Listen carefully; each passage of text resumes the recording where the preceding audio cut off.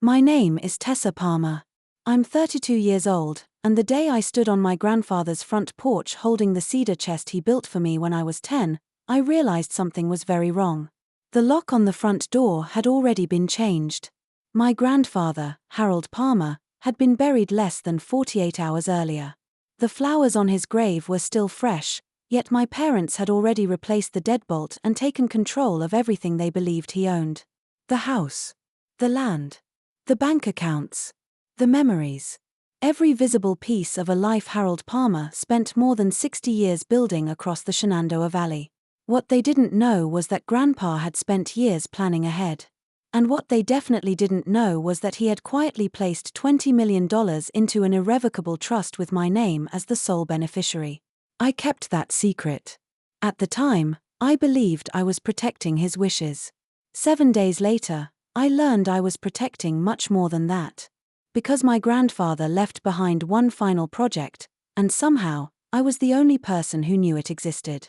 Harold James Palmer started Palmer & Sons Construction with a battered pickup truck and borrowed tools. By the time I was born, people across Staunton and Waynesboro knew his name. He built houses. He built businesses. He built trust. And unlike most people, he understood that trust took much longer to build than any structure ever could. I spent my summers in his office on Route 250. The building wasn't fancy. Concrete floors. Metal filing cabinets. Stacks of receipts. The smell of lumber dust permanently settled into the walls. While other kids spent their summers at pools, I sat beside Grandpa balancing invoices and sorting paperwork. He taught me how to read financial statements before most teenagers learned how to balance a checkbook. Always check everything twice, he used to tell me. Money can survive mistakes. Trust usually can't. I never forgot that. Years later, when Parkinson's disease began taking pieces of him away, those lessons became even more important. The diagnosis came late. By the time doctors caught it, the disease was already advancing. His hands shook. His balance weakened. Simple tasks became difficult. That's when my routine changed. Every morning before work, I drove from Harrisonburg to Staunton.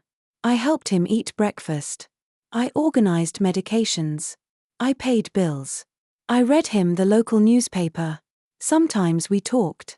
Sometimes we sat quietly. Either way, I was there. For 3 years.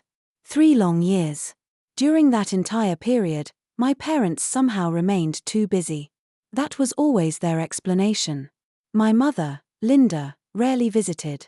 When she did, she never stayed long. My father, Robert, would occasionally stop by on Sundays, standing awkwardly in doorways as if he were visiting someone he barely knew. Meanwhile, I watched the strongest man in my life slowly lose pieces of himself. And still, he never complained. The day before he died, he called me into his workshop. The room smelled exactly the way it always had. Fresh cedar. Wood stain. Sawdust. Memories. He sat in his wheelchair near the workbench. His hands trembled, but his eyes remained sharp. He pulled a silver pocket watch from his jacket. The watch was worn smooth from decades of use. He placed it in my hand. "Keep time for me, kiddo." Those were among the last words he ever said to me. I carry that watch every day. The funeral took place at First Methodist Church in Staunton. The sanctuary was packed. Former employees, neighbors, friends, contractors, people who had known Harold Palmer for decades. Nearly every seat was filled. I sat quietly in the 3rd row. Not the first. My mother had organized the seating arrangements. She stood near the front wearing black and accepting sympathy from people who assumed she had been deeply involved in Grandpa's life. I listened as she spoke confidently about strength and family. I listened as people nodded. I listened as they believed her. My cousin Derek arrived from Charlottesville wearing a new suit and the kind of smile real estate agents practice in mirrors. He moved through the crowd shaking hands and making small talk. Nobody asked me to speak.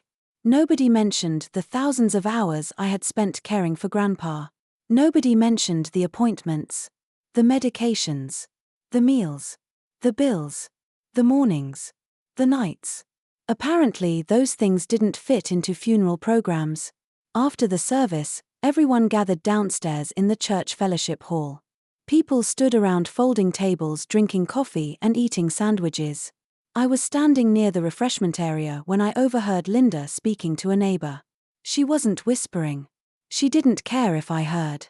Harold only felt sorry for Tessa, she said. That's why she was always around. The words landed harder than I expected. Not because they were true. Because they were so obviously false.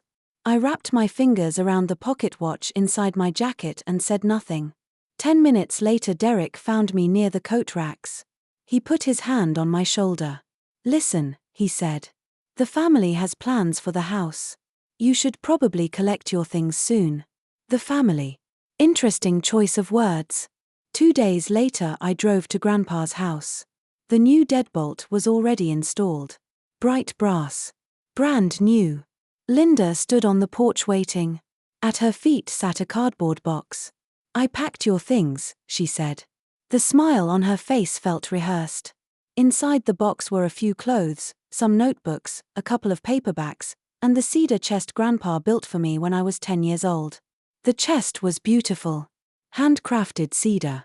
My initials carved into the lid. TAP. Inside were old photographs, school papers, and memories nobody else would have valued. I looked toward the house. I still have other belongings inside.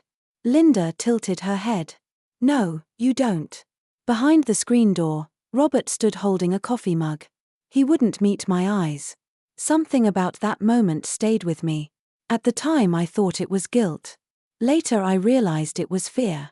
I loaded the box and chest into my Honda Civic and drove back to Harrisonburg. 25 miles felt much longer that afternoon. When I arrived home, I carried everything upstairs to my small apartment above a dry cleaner. 600 square feet. 1 bedroom. 1 bathroom. Nothing special. But it was mine. The cedar chest sat on my bed while I checked my phone. 1 missed call. Area code 540. No voicemail. I stared at the screen. 6 months earlier, Grandpa had sat in his workshop and told me something that changed everything. Something nobody else knew. And as I looked at that missed call, I realized the moment he warned me about might finally be arriving. The call from that 540 number kept sitting in my mind longer than I expected. I didn't return it immediately.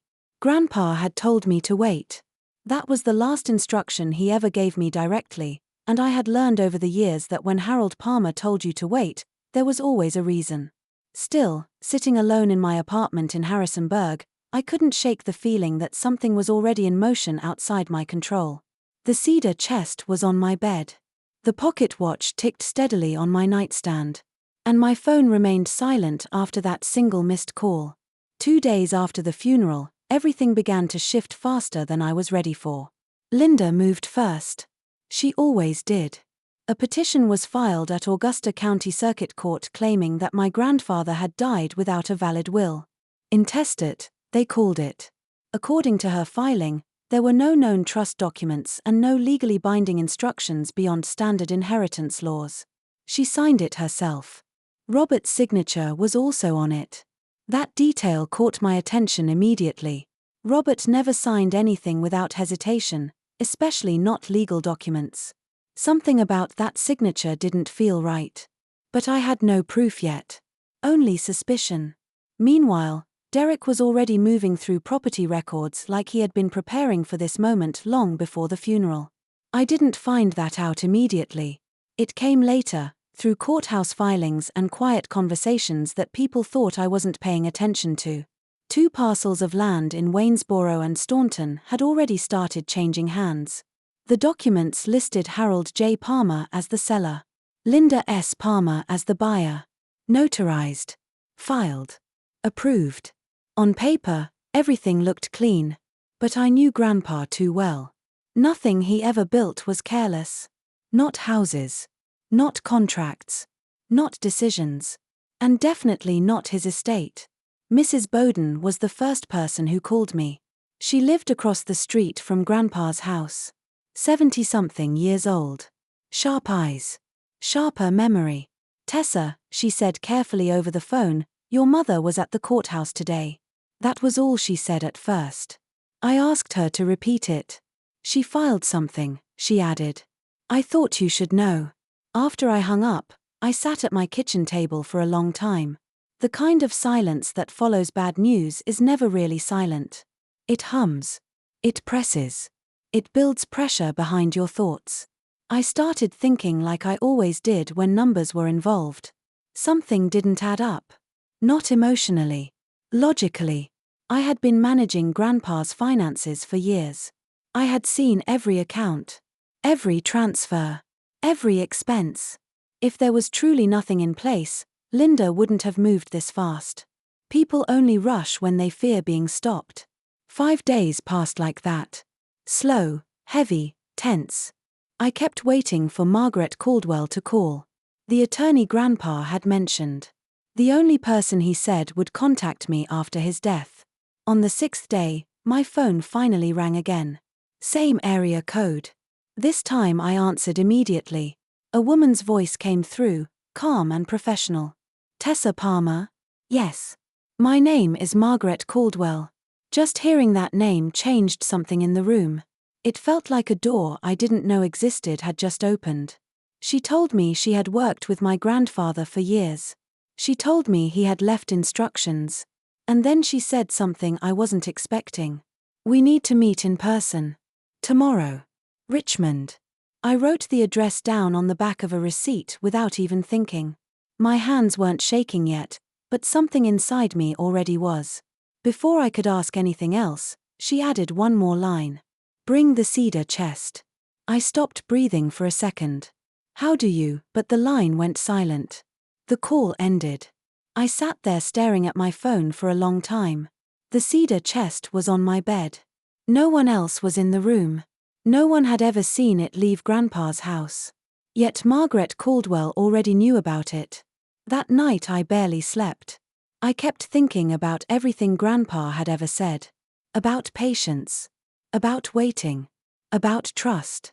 And most of all, about how he always seemed to know things before anyone else did. The next morning I packed quickly. The cedar chest went into the passenger seat of my Civic like it belonged there. I drove east toward Richmond before sunrise. Route 64 stretched out empty in front of me. The Shenandoah Valley slowly faded behind. Mountains gave way to highways. Highways gave way to uncertainty. Every mile felt like I was moving closer to something I couldn't yet understand. Margaret's office was in a converted townhouse near Grace Street. Richmond felt different from Staunton. Louder. Heavier. More distant. Her building was quiet compared to the city outside. Wood floors. Bookshelves. Soft lighting. The kind of place where important conversations were meant to stay private. She was waiting when I arrived. Older than I expected. Controlled presence. Sharp eyes behind thin glasses. She didn't waste time with greetings. She simply gestured for me to sit. I worked with your grandfather for 15 years, she said. Then she opened a thick folder. And everything I thought I understood about my family began to shift. She told me about the trust first. An irrevocable structure set up long before anyone in my family expected. $20 million. Hidden carefully. Legally protected. And my name at the center of it. I didn't react outwardly. But inside, something tightened. Because money like that doesn't appear suddenly. It's built. Just like everything Harold Palmer ever touched. Then she paused. And changed tone. There is something else, she said. That's when she mentioned a forensic accountant. Ray Mitchell. A man hired quietly by my grandfather before his condition worsened. Page after page of financial movement. Irregularities. Transfers. Patterns that didn't belong to normal family accounting. And then she said the name that mattered most. Linda. The room felt smaller after that. Like the air had changed density. She slid another document across the table. This one was different. Short. Clinical. A DNA report. I read the first line slowly. Robert Allen Palmer. Not biologically related to Harold James Palmer. I looked up at her, trying to process what I had just read. She didn't look away. She just waited. And in that silence, I started to understand something I didn't want to understand. This wasn't just about money anymore. It never had been. And somewhere deep inside, I realized Grandpa hadn't just left me an inheritance. He had left me a responsibility. The silence in Margaret Caldwell's office felt heavier after she showed me the DNA report. I kept reading the same line again and again, as if it would change meaning the more I looked at it. Robert Allen Palmer was not biologically related to Harold James Palmer. But nothing changed. The words stayed the same. Final. Undeniable. Margaret closed the folder gently, like she was giving me time to breathe, but I wasn't breathing properly anymore. She leaned back in her chair. Your grandfather knew this for years, she said. That sentence hit harder than anything else. Because it meant this wasn't a discovery. It was a decision. Harold Palmer hadn't just died leaving behind wealth. He had died leaving behind a structure, a system, and apparently, a purpose. I asked her the only thing my mind could still form into words. Why are you telling me this now? Margaret didn't hesitate.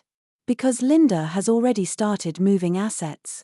And she believes she has time before anyone connects the full picture. She paused, then added, she's wrong. She pushed another folder toward me. Forensic accounting, she said.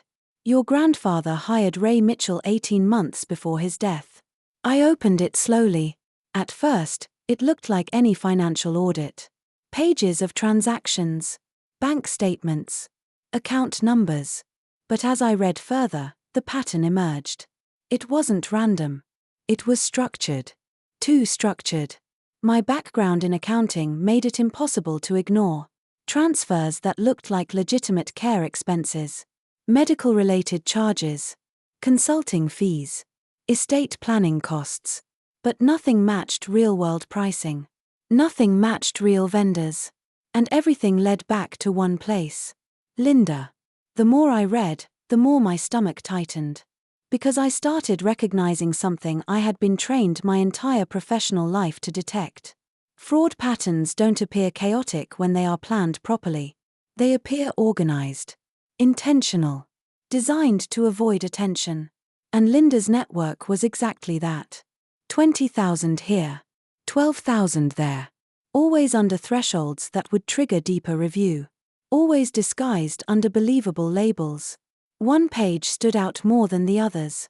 A series of charges labeled Medicare supplemental processing fees. 17 transactions. Same description. Different amounts. Same result. Hundreds of thousands quietly moved over time. I looked up at Margaret.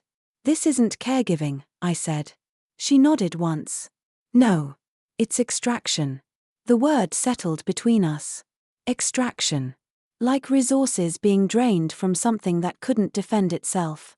Margaret then said something I wasn't prepared for. Your grandfather documented everything. I frowned. Everything? She nodded again. And he didn't just document it. He anticipated it. She reached into another folder and placed a handwritten note on the table. The moment I saw the handwriting, my chest tightened. Harold Palmer's writing was unmistakable. Bold. Controlled.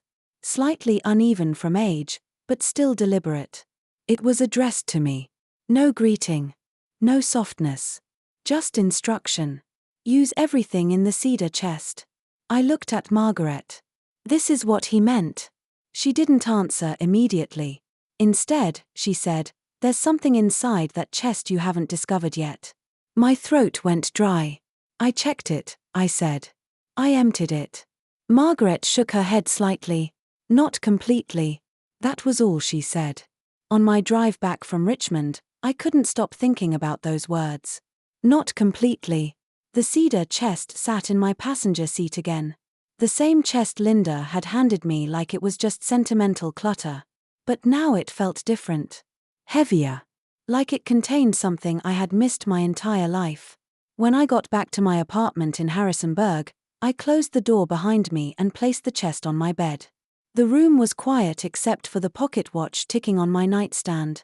I opened the lid again. Slowly. Carefully. I removed everything one more time. Old notebooks, pencils, photographs, report cards. Every item felt familiar now. Too familiar. But I remembered Margaret's words. Not completely. So I checked again. This time, I didn't just look. I examined. I pressed the base of the chest with my fingers, running along the edges, testing for anything unusual. At first, nothing. Then I felt it. A faint shift near the left corner. Not visible. Barely noticeable. But there. I pressed harder. The wood gave slightly. A seam. Almost invisible unless you were looking for it. My heart started beating faster. I slid my fingernail along the edge until I found a break in the structure. A hidden panel. It lifted with a soft click. Inside was a compartment I had never seen before. The smell hit me immediately. Sawdust. Fresh. Like it had been sealed recently rather than years ago. Inside the compartment were two items. A sealed envelope. And a small brass key. The envelope was heavy in my hand. Old paper. Wax seal intact. Grandpa's style. Formal when necessary. The key was plain but solid. The kind used for something important. Safety deposit box. Or something similar. I broke the wax seal carefully. Inside was a single sheet of paper. 4 lines. Nothing more. Bank of Clark County. Staunton Branch. Box 1147. Use the key. That was it. No explanation. No context. Just direction. I sat there for a long time holding that paper. Because in that moment, I realized something simple but terrifying. Everything Linda thought she had already taken was only part of the story. And Grandpa had made sure I would find the rest. The brass key felt heavier than it should have been. I kept turning it in my hand while sitting on the edge of my bed, staring at the handwritten note from Grandpa. Bank of Clark County. Staunton Branch. Box 1147. Use the key. 4 lines. That was all he left. No explanation. No emotional goodbye. Just instructions. And somehow that felt more like him than anything else. Harold Palmer never wasted words. If he said something, it meant you were already supposed to understand it. The problem was, I didn't. Not yet. The next morning I drove back to Staunton. The air felt different on Route 250 this time. Heavier. Like the road itself knew I was moving closer to something important. The Bank of Clark County branch sat near the older part of town. Brick exterior. Simple sign. Nothing about it suggested secrets were kept inside. But that's usually how it works. The most important things never announce themselves. Inside, the lobby was quiet. A few customers. Soft conversation. Paperwork being processed. I walked up to the counter and showed them the key along with my ID. I need access to a safety deposit box, I said. The teller didn't ask many questions. She just nodded and disappeared into a back room. 10 minutes later, I was led down a narrow hallway toward the vault. Each step felt slower than the last. Not because I was unsure, but because I could feel something shifting ahead of me. Something final. The vault door opened with a deep mechanical sound. Inside, rows of metal boxes lined the walls like silent witnesses. The attendant guided me to box 1147. My hands felt steady, but my chest wasn't. I inserted the key. It turned smoothly. No resistance. Almost like it recognized me. The box slid out. I carried it to a small private room and closed the door behind me. For a few seconds, I just stared at it. Then I opened it.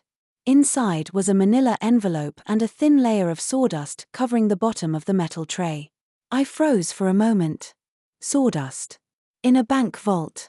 That detail alone told me everything I needed to know about who had placed it there. Grandpa hadn't just stored something. He had preserved it. I opened the envelope first. Inside were 3 documents. The original trust agreement. A certified DNA report. And a handwritten letter. The trust document was thick, formal, notarized years before anyone thought about inheritance. 15 years old. Created long before illness ever entered the picture. My name was listed clearly as sole beneficiary. No ambiguity. No loopholes. No room for interpretation. The DNA report was identical to the one Margaret had shown me. Official. Stamped. Final confirmation of what she already told me. But it was the letter that made my hands stop moving. Harold Palmer's handwriting filled the page. Strong even with age.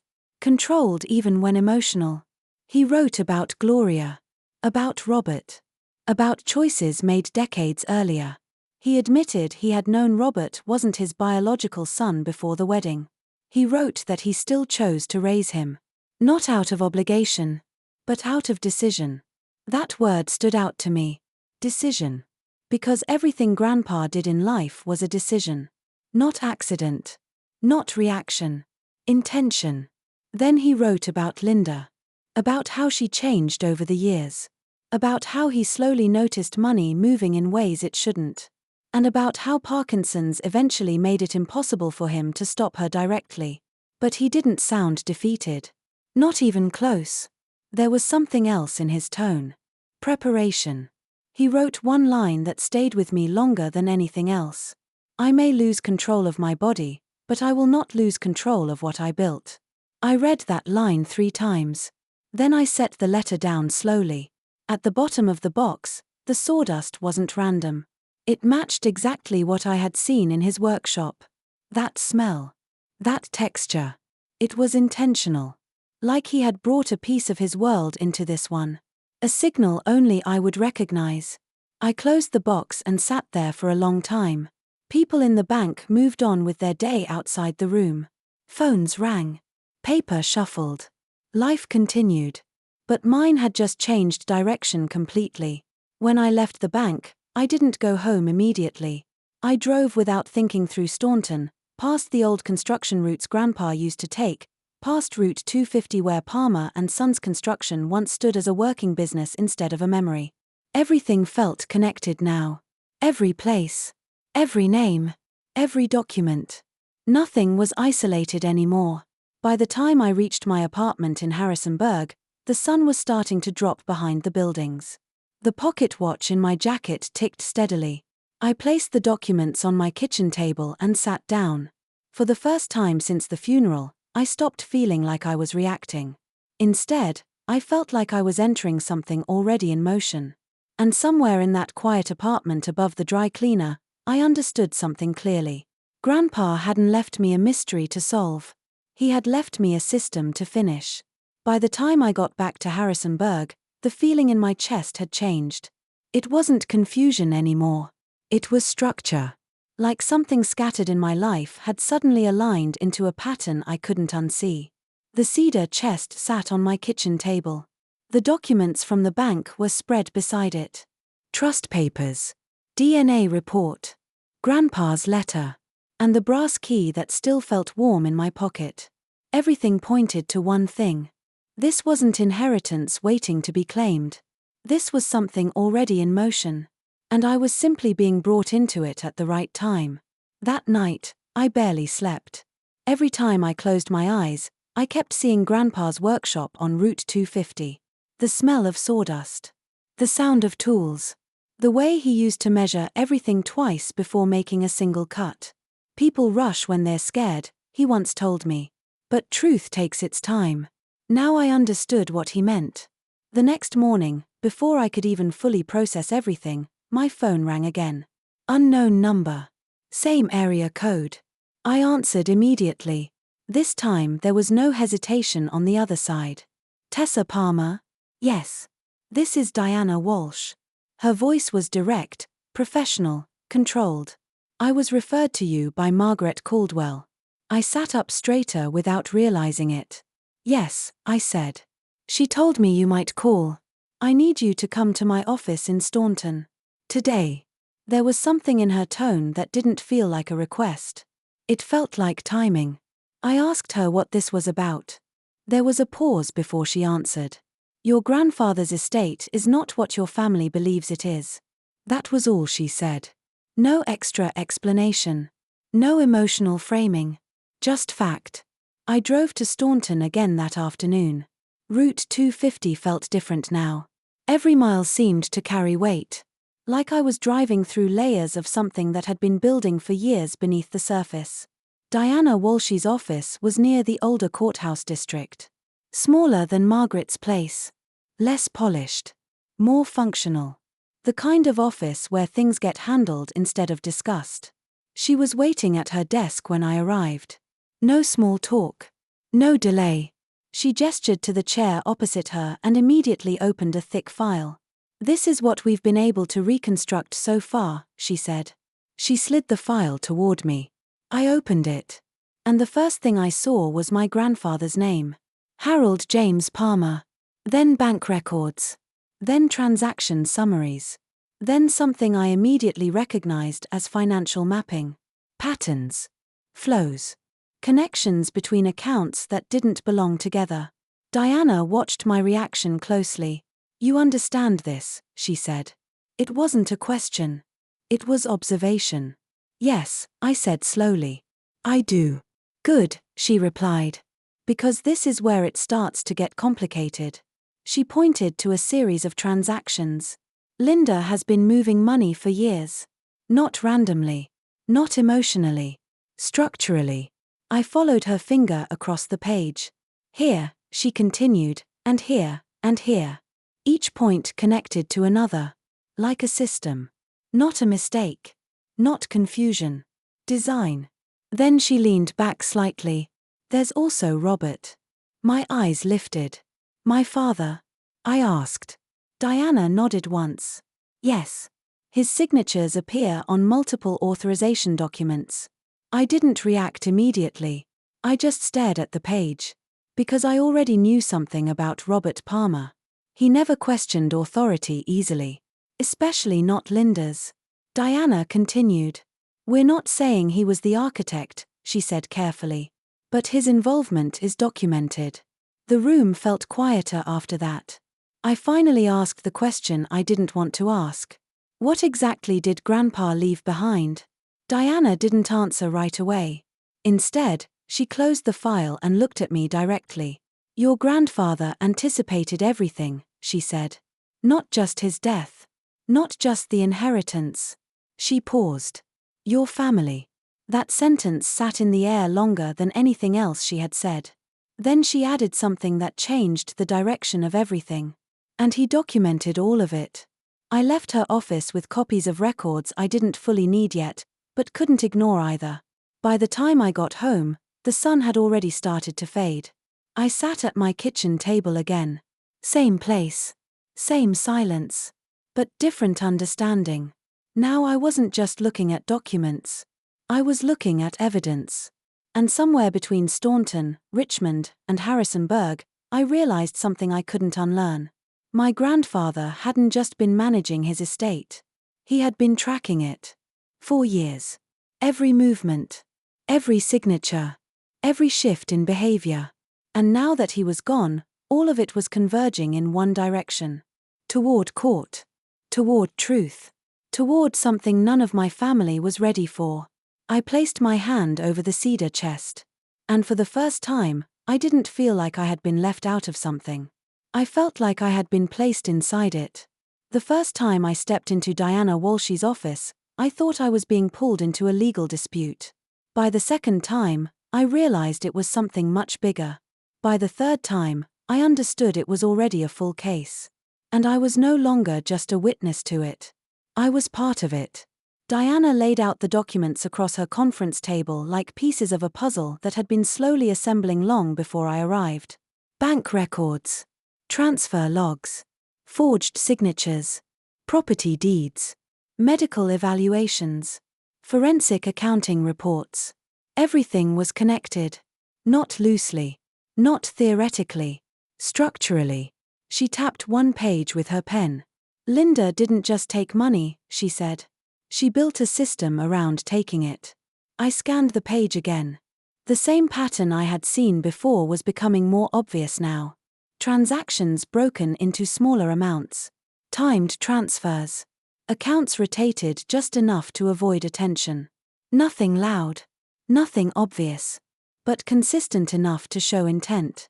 She understood thresholds, I said quietly. Diana nodded. Exactly. She kept everything just under reporting limits.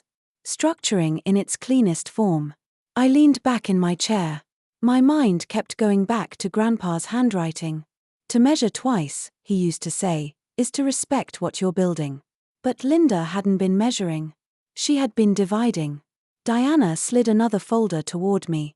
This is Derek. I opened it. Commission records. Real estate transfers. Consulting payments. And something else. A pattern of involvement that tied him directly to multiple property movements that now didn't look accidental at all. I didn't say anything for a moment. Then I asked the question I already knew the answer to. He knew what he was signing, didn't he? Diana didn't rush her response. That's what we'll need to determine in court. It wasn't a denial. That told me everything. That evening, I drove back to Harrisonburg later than usual. The sky was already dark when I reached my apartment. But I didn't go inside immediately. I sat in my car outside the dry cleaner, just staring at the building where I had lived a quiet, ordinary life before all of this started. It felt strange now. That life felt distant. Like it belonged to someone else. Upstairs, my apartment was exactly as I left it. Small. Quiet. Predictable. But the moment I walked in, I saw the cedar chest differently. Not as something sentimental, but as something intentional. I placed it on the bed and opened it again. This time, I didn't search for hidden compartments. I already knew it had one. Instead, I focused on what it represented. Grandpa hadn't just left behind objects. He had left a structure of truth. Each piece had a purpose. Each document connected to something larger. And now I was beginning to see the outline of it. My phone buzzed again. Same area code. I answered. This time it wasn't Margaret or Diana. It was Robert. My father. His voice sounded different than before. Less controlled. More tired. Tessa, he said. I didn't respond immediately. I need to talk to you, he added. There was something in his tone I hadn't heard in years. Not authority. Not distance. Pressure. I finally said, about what? A pause. Then he said something that stayed with me. About your grandfather.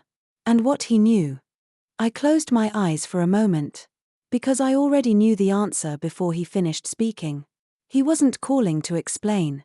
He was calling because things were already collapsing. And somewhere in Augusta County, in court filings, in bank records, in sealed documents and hidden boxes, the system Grandpa built was no longer hidden. It was preparing to be revealed. Robert's call didn't leave my mind after I hung up. It sat there like unfinished business. The kind that doesn't disappear just because you move on to something else. For years, I had seen my father as distant. Not cruel. Not absent in a traditional sense. Just disconnected. But something in his voice that night didn't match the version of him I had grown used to. There was weight in it. Like he had been carrying something for too long and could no longer hold it alone. The next morning, I drove to Staunton again. Without fully planning to. Without fully understanding why. I ended up at the old Palmer and Sons construction building on Route 250. The same place Grandpa built from the ground up. It hadn't changed much from the outside. Same structure. Same faded lettering. Same quiet presence that made it feel like it still belonged to him, even though the business had been sold years ago.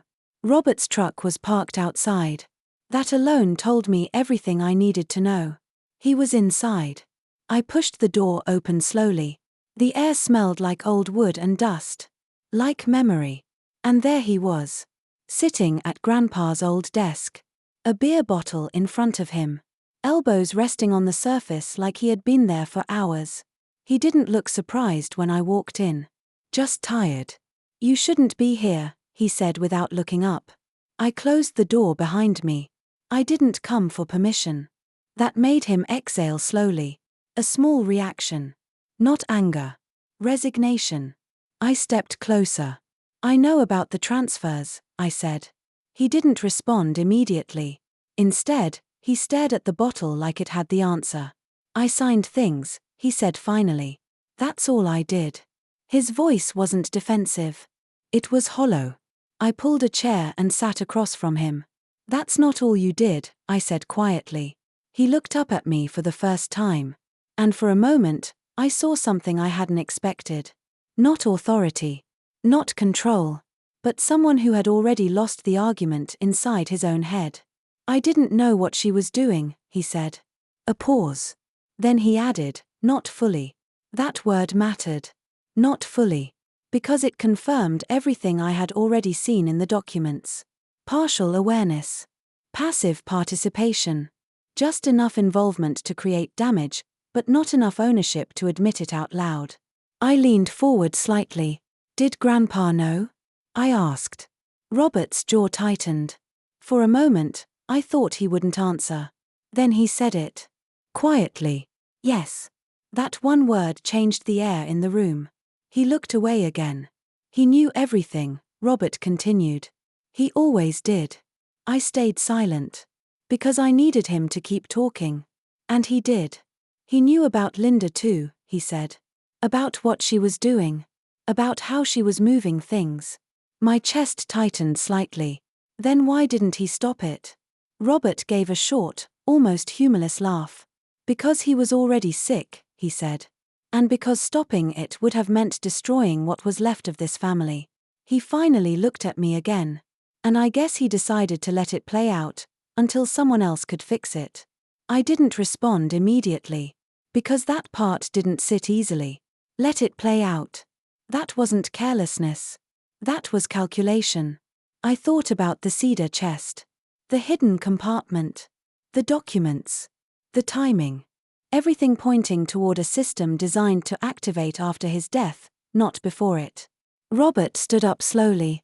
I didn't want any of this, he said. I just got stuck in it. His voice cracked slightly at the end. For the first time, I didn't see him as just my father. I saw him as someone who had been pulled into something larger than his choices. But that didn't erase responsibility. It only complicated it. I stood up too. I don't know what happens next, I said. Robert nodded slowly. Neither do I. We stood there for a moment longer. In the same building Grandpa once used to run his entire business. And it felt like the past and present were finally colliding in one place. Before I left, Robert said something I didn't expect. She's going to fight everything, he said. Linda doesn't lose easily. I looked at him. She already has, I said. And I meant it. I walked out of the building and stood in the parking lot for a moment. The air felt colder than before. Or maybe I was just more aware of it. Everything was moving now. Court filings. Evidence preparation. Witnesses. And somewhere ahead, a courtroom that was going to bring everything into the open. I looked back at the building one last time. Grandpa's legacy wasn't just something buried in documents anymore. It was about to be tested in public. And I was right at the center of it. The courthouse in Augusta County didn't feel dramatic from the outside. It looked ordinary. Brick walls. Glass doors. People walking in and out like it was just another Tuesday. But I knew what was about to happen inside wasn't ordinary at all. Diana had told me to arrive early. Before the noise starts, she said. So I did. Inside the building, everything felt colder. Controlled. Like the walls had heard too many arguments and stopped reacting to them. I sat beside Diana in the hallway outside the courtroom. She was reviewing final documents, but her focus wasn't scattered. It never was. This case isn't about emotion, she said without looking up. It's about structure. I nodded, though I already knew that. What she meant was simple. Emotion wouldn't win this. Evidence would. Margaret Caldwell arrived shortly after. She gave me a small nod. No unnecessary words. Just presence. Then Ray Mitchell showed up carrying 2 thick binders. That alone told me how much had been collected.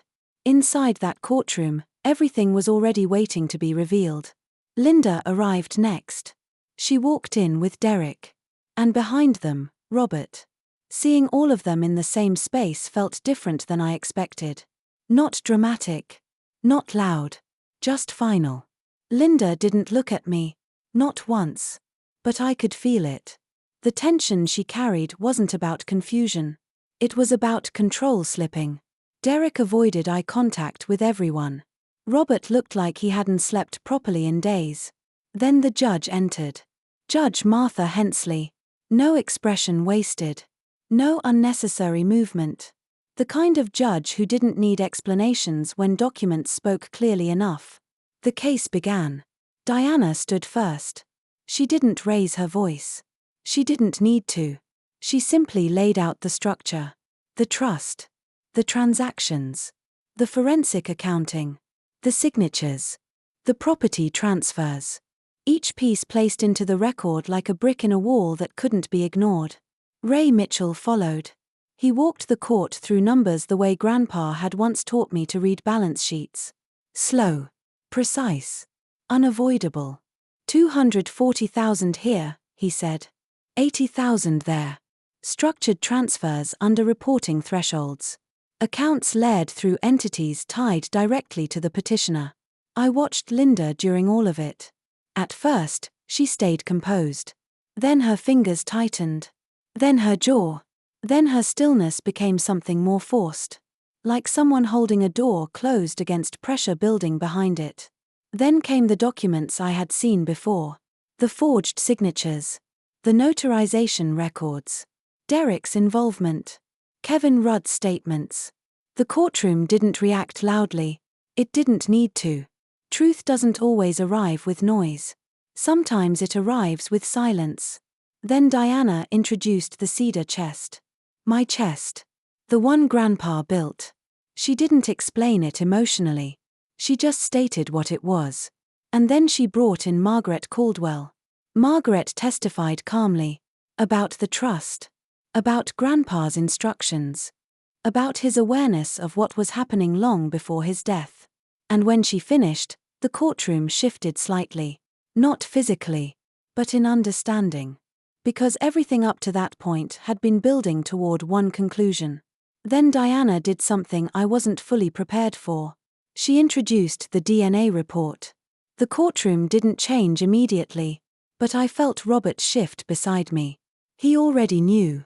But hearing it spoken aloud still carried weight. The report confirmed what had been privately documented. Robert was not biologically related to Harold Palmer. There was a pause after it was read. Not dramatic. Just heavy. Then something unexpected happened. Robert spoke. Quietly at first. Almost to himself. He knew, he said. A few heads turned. He repeated it.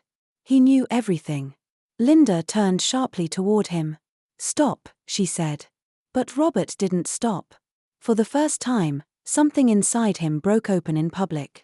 He knew I wasn't his, Robert said. And he still raised me like I was. His voice cracked. And I still signed everything she put in front of me. The courtroom didn't interrupt. Even the judge waited. Because this wasn't legal argument anymore. It was truth surfacing. Linda stood suddenly. You're destroying everything, she said, looking at me now. But her voice wasn't strong anymore. It was unstable. You don't understand what you've done. I looked at her. And for the first time since this began, I spoke without hesitation. He understood everything, I said. And he still chose me. That hit differently. I could see it. Because it removed her final argument. Control. The illusion that Grandpa hadn't known what he was doing. The judge finally spoke. Calm. Final. The trust stands valid. The transfers are void. Restitution is ordered. Criminal referral is issued. No emotion in it. Just outcome. Linda didn't respond. Derek stood up and walked out before it ended. Robert stayed seated. And I just sat there for a moment longer, holding the weight of everything that had finally come to a conclusion. Outside the courtroom, the air felt different. Not lighter. Just resolved. Robert walked beside me for a few steps. Neither of us spoke immediately. Then he said quietly, I don't know how to fix this. I nodded. You don't have to. And for the first time in a long time, that was enough. Robert didn't come back to the house after that day. Neither did Linda. And Derek disappeared from the picture entirely once the legal consequences started unfolding outside the courtroom. But for me, things didn't suddenly become normal again. They just became clear. The estate case didn't end with drama in my daily life. It ended with paperwork, final rulings, financial restitution orders, criminal referrals. The kind of ending that doesn't feel like an ending at all. Just a system closing itself properly. Linda's name slowly became tied to investigations that moved beyond family disputes. Fraud, forgery, financial exploitation. Things that had once been hidden behind family decisions were now written in official language that couldn't be softened. Derek lost his license. Kevin Rudd lost his notary commission. Robert stepped away from everything and started over quietly in Staunton, working a maintenance job near Interstate 81. No one spoke about Palmer and Sons construction anymore the way they used to. Except me. I still went back sometimes. Not to the courthouse. Not to the lawyers. But to the foundation. The workshop on Route 250 had been transformed months later into something new. The Harold Palmer Community Foundation. Small scholarships for trade students across the Shenandoah Valley. Carpentry. Electrical work. Plumbing. The kind of work Grandpa believed actually built people, not just structures. The building still smelled like wood. Still carried the memory of tools and sweat and precision. And I left one wall untouched. The old wooden paneling. Scuffed. Marked. Original. Because some things aren't supposed to be replaced. One afternoon, Mrs. Bowden came by. She brought peach pie. She always did things like that. She stood in the workshop and looked around quietly. Then she said, "He'd like this." Not the money part. The meaning part. I smiled slightly. "Yeah," I said. "I think so too." After she left, I sat alone in the workshop for a while. The pocket watch was on my desk. Still ticking. Still steady. Just like it always had been. And beside it sat the cedar chest. The same one Grandpa built when I was 10 years old. Now it didn't feel like an object anymore. It felt like proof. Not of inheritance. But of intention. Because in the end, Grandpa hadn't just left behind money. He had left behind a system that exposed everything around it. And he had chosen carefully who would carry it forward. Not the loudest voice. Not the closest name. But the one who stayed when it mattered. I thought about everything that had happened. The silence before the storm.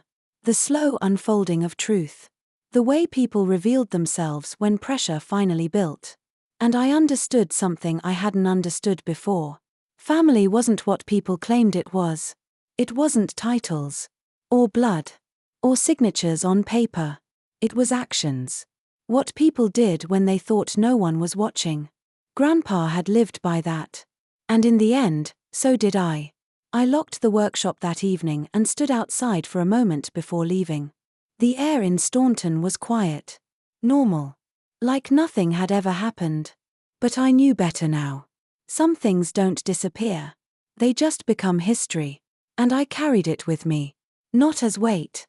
But as direction.